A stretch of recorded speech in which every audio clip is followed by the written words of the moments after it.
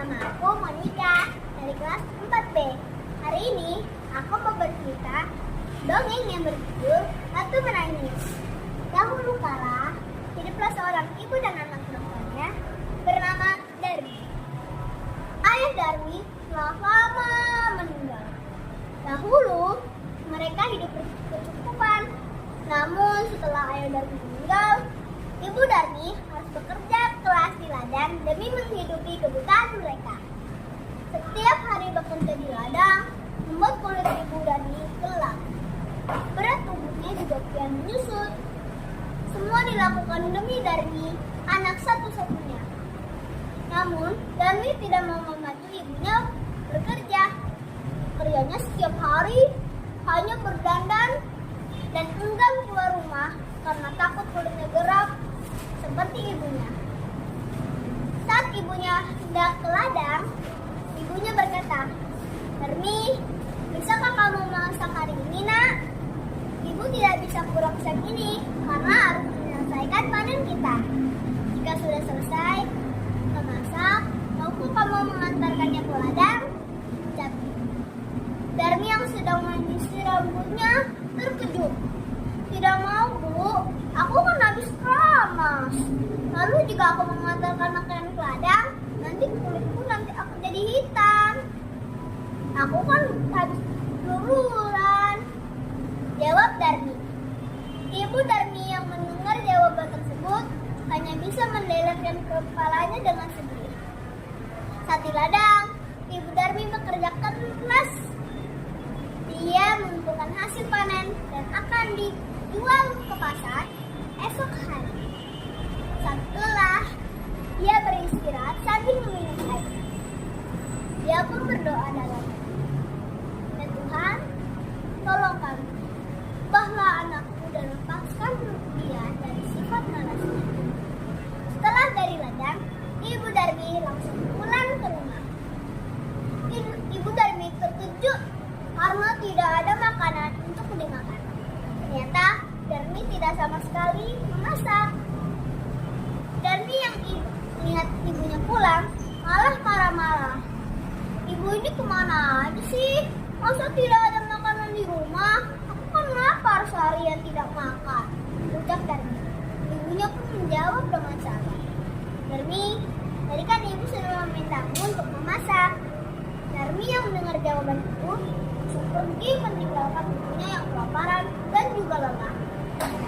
Keesokan harinya, ibu Darmi sudah bersiap untuk menjual hasil panennya.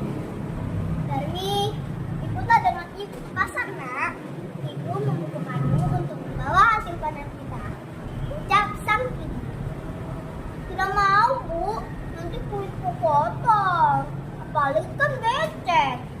Aduh, aku tidak bisa membayangkan kulitku yang bersih menjadi kotor," kata Darmi. Akhirnya, ibu ke pasar sendiri dengan membawa hasil panen itu.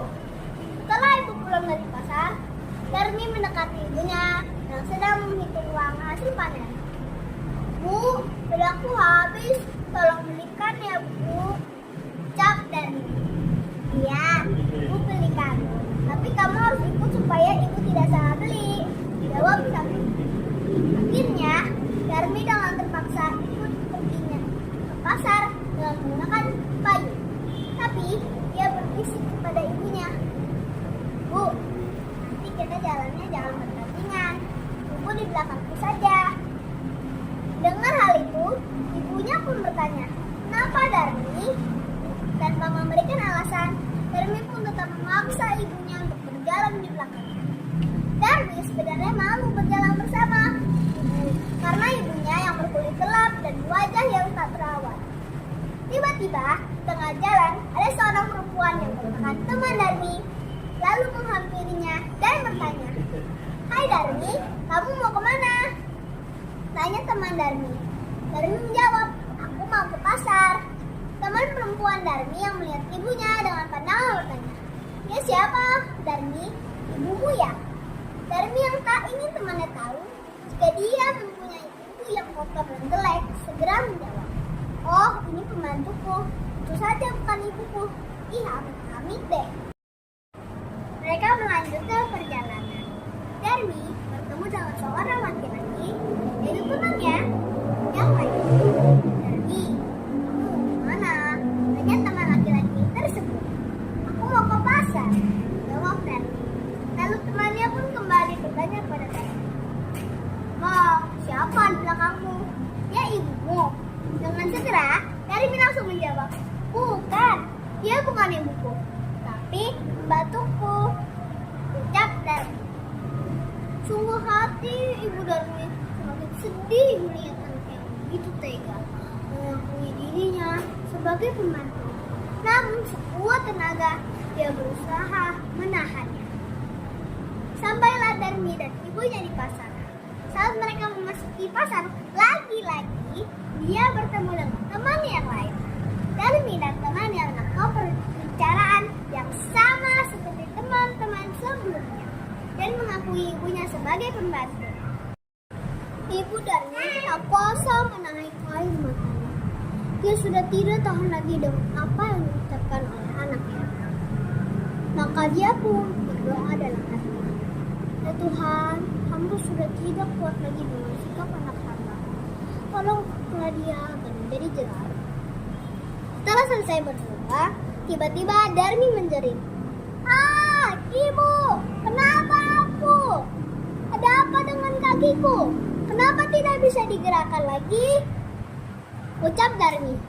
Sedikit demi sedikit, Darmi pun menjadi batu. Ibunya menangis pun.